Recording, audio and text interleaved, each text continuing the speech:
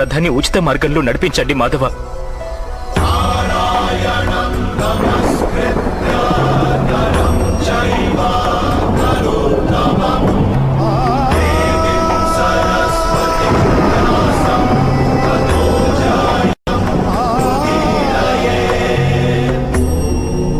నేనేమి తెలుసుకుంటే నా దౌర్బల్యాన్ని వదిలిపెట్టగలనో చెప్పండి.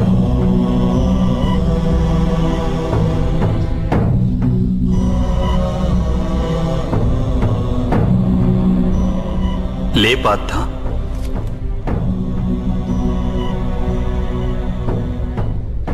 శ్రద్ధగా విను. జీవిత రహస్యాన్ని తెలుసుకో. లోకం యొక్క వాస్తవిక రూపాన్ని అర్థం చేసుకో. గంగా ప్రవాహంలో పిడికిలిని ముంచి వెలికి తీసినచో నీకు ఏదీ ప్రాప్తించదు. కాని అరచేతులతో దోసిలి పట్టి గంగా ప్రవాహంలో ముంచితే ఆ గంగా జలంతో నీ జీవితం పావనమవుతుంది. పరబ్రహ్మం విభాజన చెంది పురుషుడు ప్రకృతి ఉద్భవించాయి. అప్పుడు పురుషుడు అంటే పరమాత్ముని అంశ ఆత్మగా మారి ప్రకృతిలోని ప్రతి వస్తువులోనూ నివసించడం జరిగింది. ఆ ఆత్మను మోహం, అంధకారం ఆవరించాయి పార్థ. ఆ మోహ నిద్ర నుండి జాగృతమై తనని తాను పరమాత్ముని అంశగా తెలుసుకోవడమే ఆత్మ యొక్క కర్తవ్యం, ఉద్దేశ్యం. అదే జీవన కార్యం. కాని మాధవ, ఒకవేళ ప్రతి ఆత్మ పరమాత్మ అంశ అయితే మరి ఉన్నతి అధోగతి స్వయంగా పరమాత్మే చేస్తున్నాడా? బురదలో పడిన రత్నం ఏ విధంగా ప్రకాశించదో అదే విధంగా ప్రకృతిలోని 24 పదార్థాల నుండి వేరైన ఆత్మ అది ఒక పరమాత్మ అంశే అనే సత్యాన్ని విస్మరిస్తుంది. ఆత్మలు ఎక్కువ శాతం తమ దేహాన్నే సర్వస్వంగా భావిస్తాయి. తాము దేహానికి భిన్నమని అవి తెలుసుకోలేకపోతాయి. శరీరానికి కలిగే సుఖం, దుఃఖం, రుచి, వాసన ఇత్యాది అనుభవాలను అవి తమ అనుభవాలని భావిస్తుంటాయి. అసలు మార్పు కోసం ప్రయత్నం కూడా చేయవు.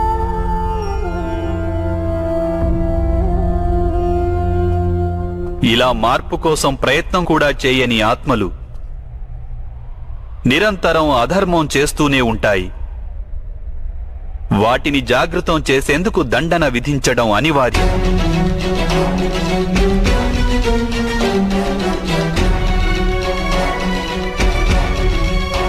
నీవు ఈ తెలుసుకో పార్థ, నీవు శరీరానివి కాదు, కేవలం ఒక ఆత్మవు. ఈ రణభూమిలో కనిపిస్తున్న ప్రతి ఒక్క యోధుడు వాస్తవానికి నీవు అనుకుంటున్నవారు కాదు. కొంతకాలం పాటు వీరందరూ ఈ శరీరాలలో వాసం చేస్తున్నవారు. వీరి శరీరాలు మరణిస్తాయి, కానీ వీరందరూ అమరులు. వీరు మళ్లీ నూతన శరీరాలను ధరిస్తారు. తాము ఆత్మస్వరూపులమని తెలుసుకునే వరకు తమ అధర్మాన్ని త్యజించి ధర్మ మార్గానికి వచ్చే వరకు వీరందరూ ఇలా జన్మిస్తుంటారు, అలాగే మరణిస్తుంటారు. ఇదే బ్రహ్మ విద్య బోధించే ప్రథమ పాఠం పార్థ. జన్మించిన వారికి మరణం అనివార్యం. అలాగే మరణించిన వారు అవశ్యం మళ్లీ జన్మిస్తారు.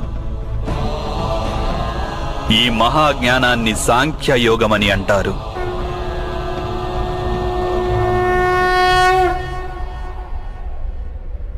ధర్మం, అధర్మం అంటే ఏమిటి మాధవ? ఏ మార్గాన్ని అనుసరించి మనిషి తాను ఆత్మస్వరూపుడనని గుర్తిస్తాడో, పరమాత్ముని అంశగా ఉద్భవించానని తాను తెలుసుకుంటాడో ఆ మార్గాన్నే ధర్మమని అంటారు.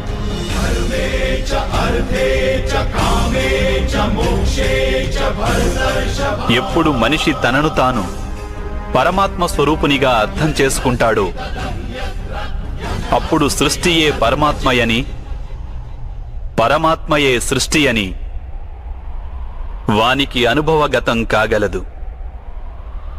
సృష్టికి పరమాత్మకు ఏ భేదమూ లేదు.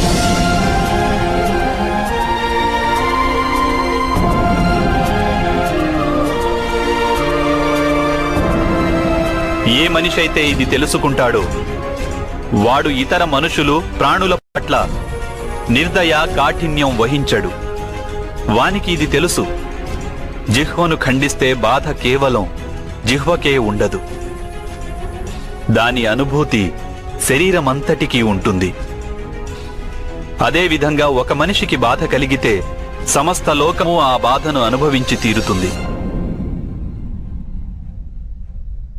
ఈ లోకంలో ఏ ఒక్క మనిషి బాధను అనుభవిస్తున్నా ఈ ప్రపంచంలో ఏ ఒక్కరూ సంపూర్ణ సుఖాన్ని అనుభవించలేరు. కరుణతో నిండిన మనస్సు ఏ కార్యమైతే చేయాలనుకుంటుందో దానినే ధర్మమంటారు. అంటే అధర్మం అనేది అజ్ఞానానికి మారుపేరా? అయితే మరి అజ్ఞానుల పట్ల దయ చూపడం అవసరం కదా? దండించడంలో అర్థం ఏమిటి?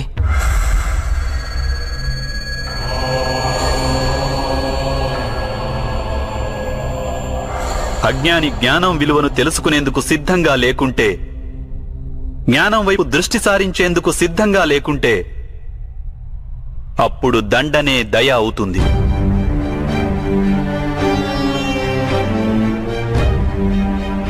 వాని పట్లనే కాదు, ఇతరుల పట్ల కూడా అవుతుంది.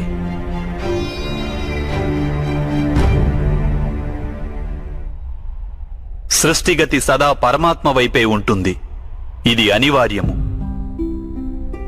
కానీ అప్పుడప్పుడు ఒక దుస్థితి ఉత్పన్నమవుతుంది. అజ్ఞానం, మోహం, అధర్మం పెరిగిపోతుంటాయి. లోకంలో ధర్మం లుప్తమవుతుందన్న భయం ఉత్పన్నమవుతుంది. లోకంలో ధర్మం లుప్తమైపోయినప్పుడు కరుణ నశించిపోతుంది, అదేవిధంగా సత్యం కూడా నశించిపోతుంది. రానున్న తరాలకు ధర్మం ప్రాప్తించాలంటే ఈరోజే అధర్మాన్ని నాశనం చేసి ధర్మాన్ని పునఃస్థాపించడం అనివార్యము పార్థ.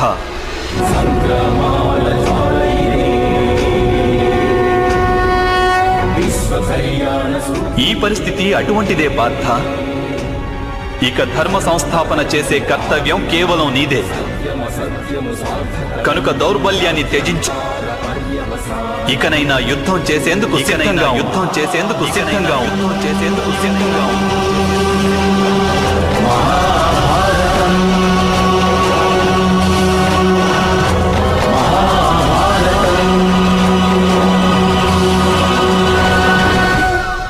మరి నా చేతులలో హత్యలు జరుగుతాయి మాధవ.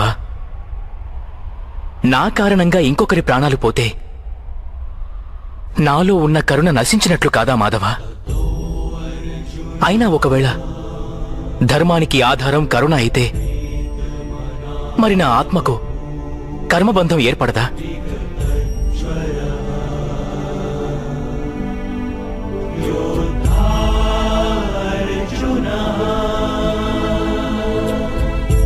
కర్మబంధం అనేది అవశ్యం ఏర్పడుతుంది,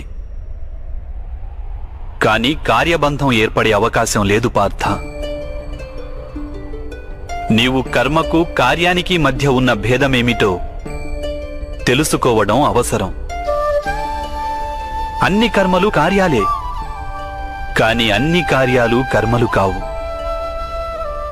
కర్మ అనే కార్యమేమిటంటే దానికి ఫలితం అనే ఆశ తోడై ఉంటుంది. మనిషి ఎప్పుడూ సుఖానికై, సంపదకై, ప్రశంసకై ఆశించి కనుక ఒక కార్యం చేస్తే వాడు ఆ కార్య ఫలితానికి బద్ధుడవుతాడు. ఎప్పుడైతే కర్మను ఫలితాన్ని ఆశించి చేస్తారో దానిని సకామ కర్మయోగం అంటారు. ఎప్పుడైతే కర్మను ఫలితాన్ని ఆశించకుండా చేస్తారో దానిని నిష్కామ కర్మయోగం అంటారు.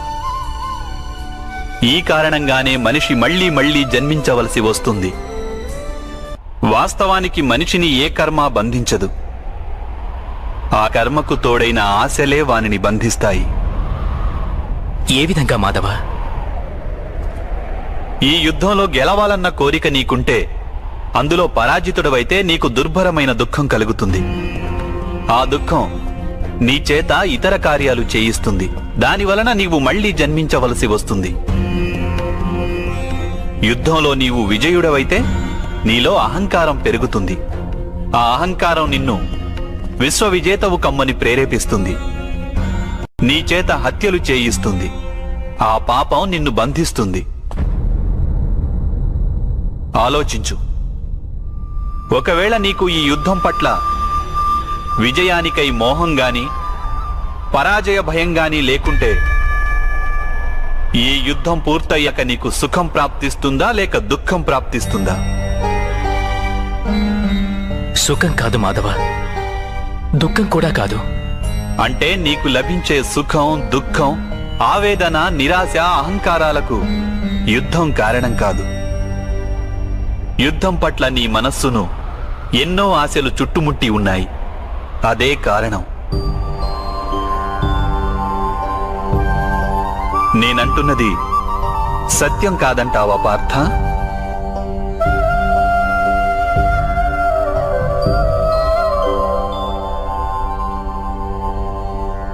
సుఖ దుఃఖే సమే కృత్వా లాభాలాభౌ జయాజయౌ తతో యుద్ధాయ యుజ్యస్వ నైవం పాప మవాప్స్యసి.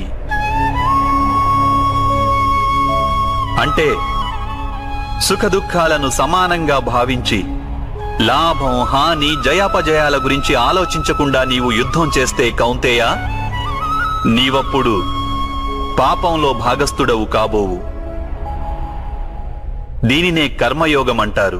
కాని మాధవ, ఒకవేళ కార్యబంధం నిశ్చితమైతే లౌకిక జీవితాన్ని విడిచి సన్యాసం తీసుకోవడం ఉచితం కాదా? ఈ ఆలోచన పర్యవసానంగానే ఈ రోజున యుద్ధం జరుగుతోంది పార్థ.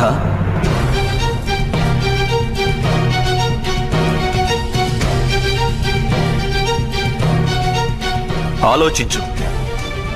ఎప్పుడైతే సత్వగుణం కలిగి ధర్మాన్ని తెలుసుకున్న వారు కర్మలను త్యాగం చేస్తారో అప్పుడు అధర్మ మనస్కులైన వారే ఈ లోకంలో రాజ్యం చేస్తారు.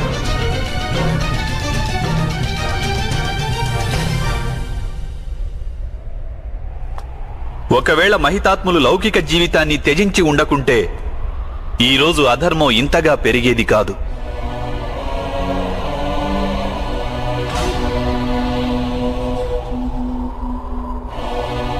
అలాగే మీ పితృదేవులు ఆనాడు సన్యసించి ఉండకుంటే ఈరోజు బావ యుధిష్ఠిరుడు సుఖంగా రాజ్యం చేస్తుండేవాడు.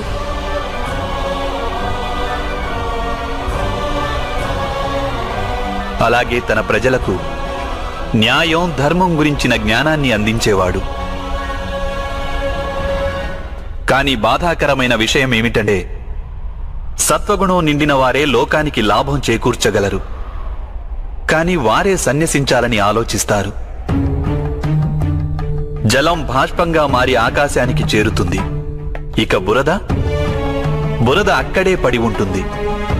అలాగే సత్వగుణం గల సజ్జనులు లోకాన్ని త్యాగం చేస్తుంటారు. ఇక తమస్సులో ఉన్న అధర్మపరులు లోకంలోని కార్యాలు చేస్తుంటారు. ఈ కారణంగానే లోకంలో పాపం, అధర్మం పెరుగుతుంటాయి.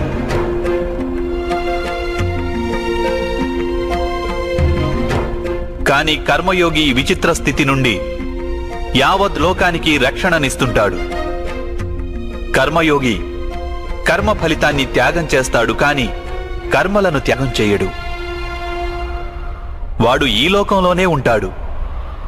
సన్యాసి మాదిరిగా అన్ని కార్యాలను చేస్తుంటాడు, కానీ వానిలో ఆపేక్ష ఉండదు.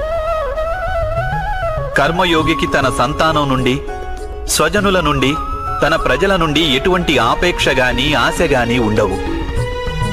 స్వయంగా ఒక సన్యాసిగా అనుభూతి చెందుతాడు, కానీ సమాజానికి సంసారి మాదిరిగా లాభం చేకూరుస్తాడు. మనిషి తన సంతానం సుఖంగా ఉండాలని శ్రమపడతాడు మాధవ. సంతానం వలన సుఖపడాలన్న ఆపేక్ష ఎందుకు ఉండకూడదు? మనిషి తన సంతానం కోసం ఏది చేసినా అది వ్యాపారమా లేక ప్రేమా పార్థ? ప్రేమ మాధవ. మరి తాను చేసిన దానికి ప్రతిఫలం ఆశించడం ఎందుకు పార్థ? భవిష్యత్తులో లాభం కోసం వ్యాపారంలో ఎదురు చూస్తారు, ప్రేమలో కాదు. ఏ మనిషి అయితే తన సంతానం యొక్క ప్రవర్తనను తీర్చిదిద్ది సన్మార్గంలో నడుపుతాడో, తన సంతానానికి ప్రేమ ధర్మ సంస్కారాలను నేర్పుతాడో, అతని సంతానం కూడా ఆ మనిషికి ప్రేమ సంరక్షణను తప్పక అందిస్తారు. సంతానం చూపే ప్రేమ, ఆత్మీయుల ప్రవర్తన, వారు చేసే కర్మలు పార్థ. ఒకరికి మరొకరి కర్మలపై ఎటువంటి అధికారమూ ఉండదని తెలుసుకో. వారి నుండి ఏదైనా ఆశించి ఆపేక్షించి ప్రయోజనమేమిటి? దీనిని నీవు దీర్ఘంగా ఆలోచించి చూస్తే వెంటనే అర్థమయ్యేదేమిటంటే, జీవితంలో ఎవరైనా సరే ఏ విషయం గురించైనా సరే ఆశలు ఆపేక్షలు పెంచుకోవడం అనివార్యం కాదు. యావత్ సృష్టిలోనే పరమాత్ముడున్నాడు. మనిషి స్వయాన ఆ పరమాత్ముని అంశ. అప్పుడు లోకంలోని అన్ని పనులు ఆ పరమాత్ముడివే. స్వయంగా మనిషన్నవాడు ఏదీ చెయ్యలేడు. ఇదే కర్మయోగ మూల సిద్ధాంతం పార్థ.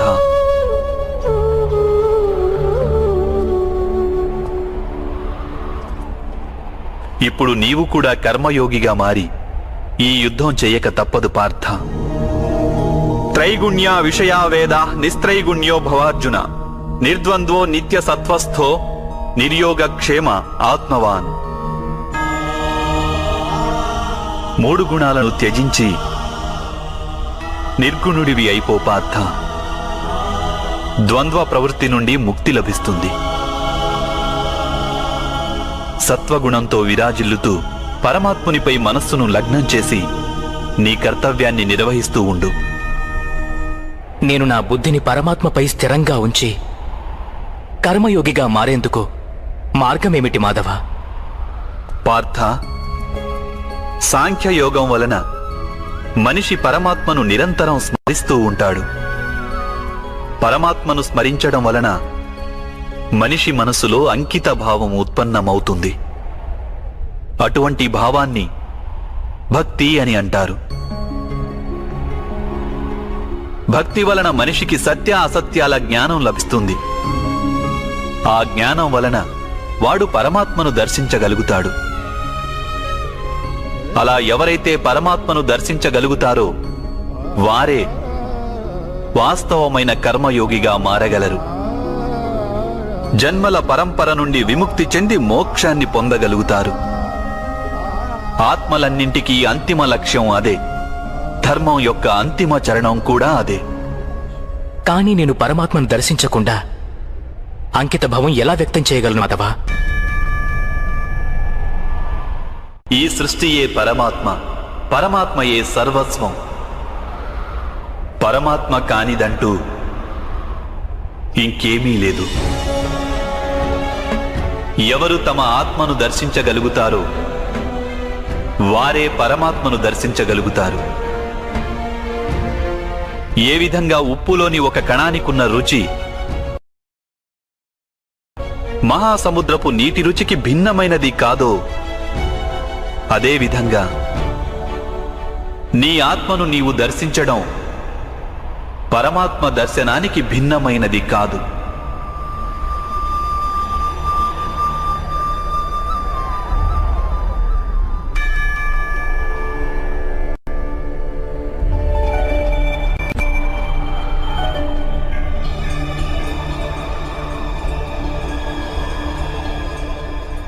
అంటే మాధవ, మీరేనా పరమాత్మ?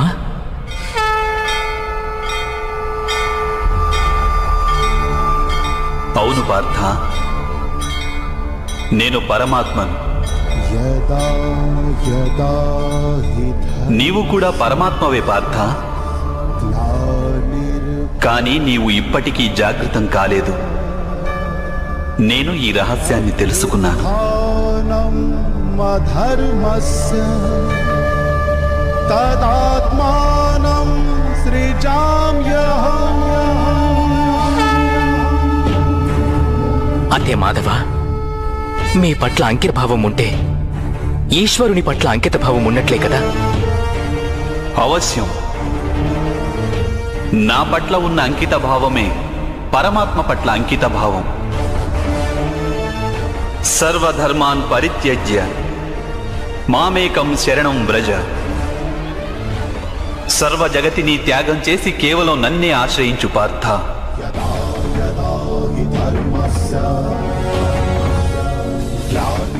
ఈ సకల లోకాన్ని నేనే. నేను ఈ లోకంలోని ప్రతి ఒక్క అణువును. నేనే సూర్యుడిని, నేనే చంద్రుడిని. ఈ నక్షత్రాలన్నీ నేనే, ఈ విశ్వంలోని గ్రహాలన్నీ నేనే. నేను సూర్యుని కంటే ముందు నుండి ఉన్నవాడిని. అలాగే ఒక మొక్కపై తొడిగిన మొగ్గ కన్నా నవ్యుడను నేను. ఈ మానవులందరూ నేనే. నేనే స్వర్గాన్ని నరకాన్ని ధారణ చేస్తున్న శక్తిని. నేనే దుర్యోధనుణ్ణి, అలాగే అర్జునుడిని కూడా నేనే.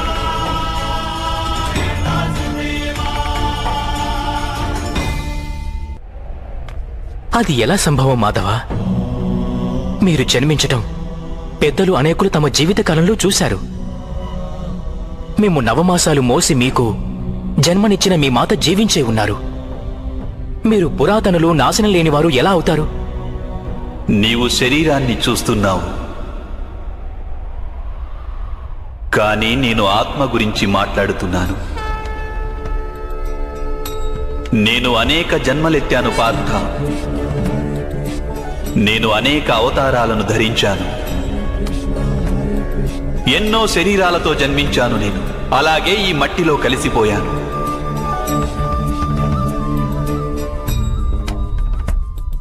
ఇక ముందు కూడా నేను పదే పదే జన్మిస్తుంటాను.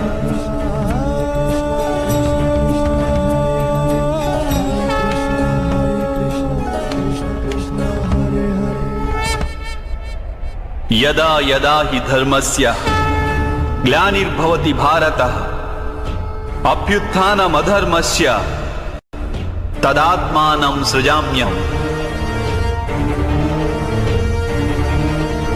పరిత్రాణాయ సాధూనాం వినాశాయ చ దుష్కృతాం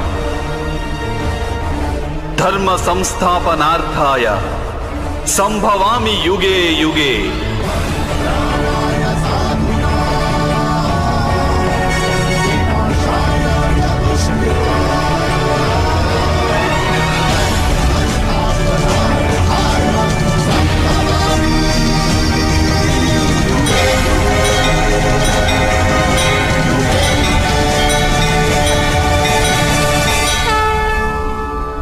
ఎప్పుడెప్పుడు ధర్మానికి హాని జరుగుతుందో, ఎప్పుడెప్పుడు అధర్మం వృద్ధి చెందుతుందో, అప్పుడప్పుడు సత్పురుషులను ఉద్ధరించేందుకు, అధర్మపరుల వినాశనానికి, ధర్మాన్ని పునఃస్థాపించేందుకై నేను జన్మిస్తుంటాను. ఇది ప్రతి యుగంలోనూ జరుగుతూ వచ్చింది. అలాగే ఇక ముందు కూడా జరుగుతూనే ఉంటుంది. నేనే నాశనం లేని పరమాత్మను. నేనే మత్స్యావతారాన్ని, నేనే వామనావతారాన్ని, నేనే పరశురాముణ్ణి, నేనే రామావతారాన్ని కూడా.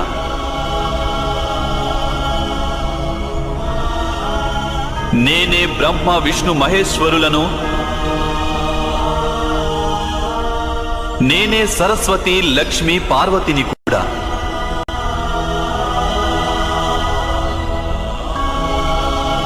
నేను పురుషుడను కాను, స్త్రీని కాను, నపుంసకుడిని కాను.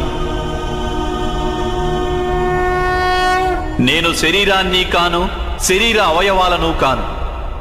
నేను జ్ఞానాన్ని, సృష్టిని, చైతన్యాన్ని. నేను పరబ్రహ్మను. నేనే సర్వస్వాన్ని. అలాగే నేను ఏమీ కాను.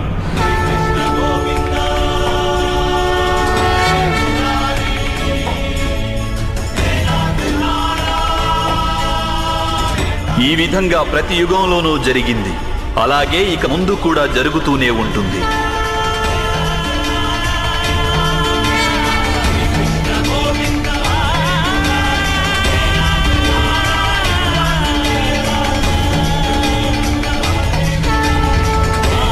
ఎప్పుడు నీవు ఆత్మజ్ఞానాన్ని పొందుతావో పార్థ, అప్పుడే నీవు నాలో ఐక్యం కాగలవు. స్వయంగా నీవు కూడా నా మాదిరిగా నిన్ను నీవు పరమాత్మ స్వరూపంగా గుర్తించగలవు. కానీ నీవు ఆ పదాన్ని చేరుకునేందుకు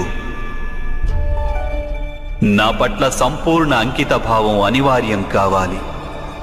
అంకిత భావం అంటే ఏమిటి మాధవ? అంకిత భావం అనేది ఒక మానసిక స్థితి పేరు. అప్పుడు మనిషి తన సంకల్పాలన్నింటినీ త్యాగం చేస్తాడు. స్వయంగా ఏ విధమైన నిర్ణయాన్ని గాని లేక ప్రతిజ్ఞని కాని తీసుకోడు. ఏ విధమైన పనులు వానికి నిర్దేశించారో ఆ విధమైన పనులే చేస్తుంటాడు. వాస్తవానికి అంకిత భావానికి అర్థమేమిటంటే, తమను తాము, తమ మనస్సును, బుద్ధిని, జ్ఞానాన్ని, ఇచ్ఛలను, ఆశలను, మనసులోని భావనలను, తమ సర్వస్వాన్ని ఇంకొకరికి అర్పించడమే. ఇటువంటి అంకిత భావాన్ని భక్తి అని అంటారు. భక్తితో కొలవడం అంటే ఏమిటి మాధవ? అంకిత భావమే భక్తి కాదా? కాదు పార్థ, అంకిత భావం భక్తిలో మొదటి అడుగు మాత్రమే. వాస్తవానికి భక్తి అనేది ఒక కార్యం వంటిది కాదు. అది ఒక మనస్థితిని సూచిస్తుంది.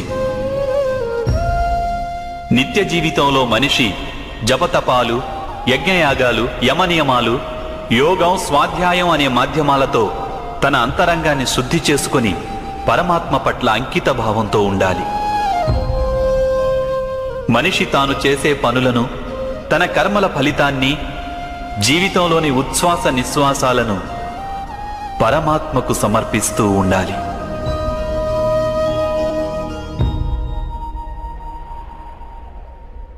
భక్తి కేవలం మనస్థితి అయితే జపాలు, తపాలు ఇత్యాదుల అవసరమేమిటి మాధవ? ఈరోజు శుభ్రం చేసిన పాత్ర ఎలా మళ్లీ మలినమవుతుందో అదేవిధంగా మనిషి మనస్సు పదే పదే పరమాత్మకు విముఖమైపోతుంటుంది. అందుకే అవి అవసరం. ఈ జపతపాలు, స్వాధ్యాయం ఇత్యాదుల మాధ్యమం ద్వారా మనిషి నిరంతరం తన జీవితాన్ని ఆ పరమాత్మకే అంకితం చేశానని గుర్తు చేసుకుంటాడు.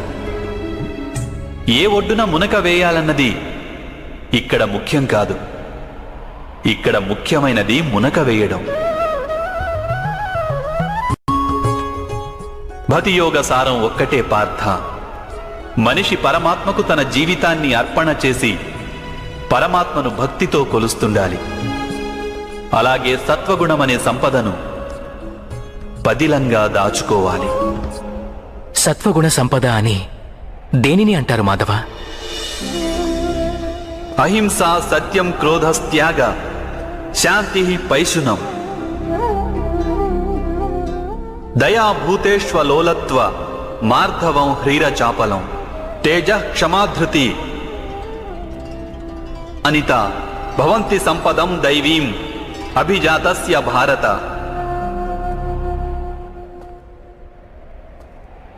అకారణంగా సదా స్వార్థం కోసం హింసను చేయడం అధర్మం పార్థ. వాస్తవానికి అహింసయే పరమధర్మము. అహింసతో పాటు సత్యం, క్రోధం వహించకుండడం, త్యాగం, మనశ్శాంతి, నిందించకుండడం, దయాభావం, సుఖానికి ఆకర్షితుడు కాకుండడం, అకారణంగా ఏ కార్యము చేయకుండడం, తేజం, క్షమ, ధైర్యం, శరీర శుభ్రత, ధర్మానికి ద్రోహం చేయకుండడం, అహంకారం లేకుండా ఉండడం, ఈ గుణాలన్నింటినీ సత్వగుణ సంపద లేక దైవీక సంపదలని అంటారు. వీటి వలననే మనిషి పరమాత్మను అంటే నన్ను భక్తితో కొలుస్తాడు, తన జీవిత కర్తవ్యాన్ని నిర్వహిస్తాడు, ధర్మ సంస్థాపన చేయగలడు, అలాగే కర్మఫలానికై ఆశను త్యాగం చేసి జీవిస్తాడు. వానికి నేను నిస్సందేహంగా ఈ జన్మలో ఆనందాన్ని అందిస్తాను, మరణించిన పిమ్మట వానిని నాలో ఐక్యం చేసుకుంటాను.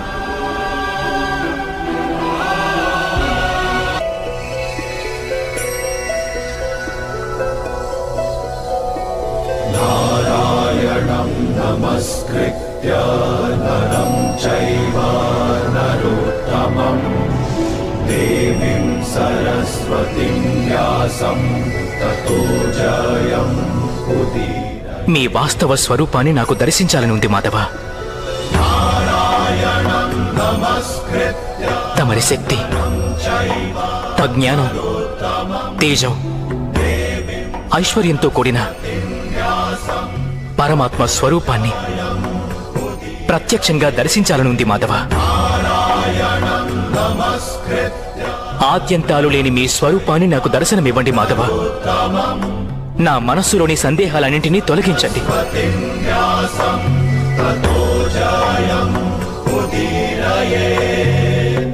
మీ దర్శనమివ్వండి మాధవ.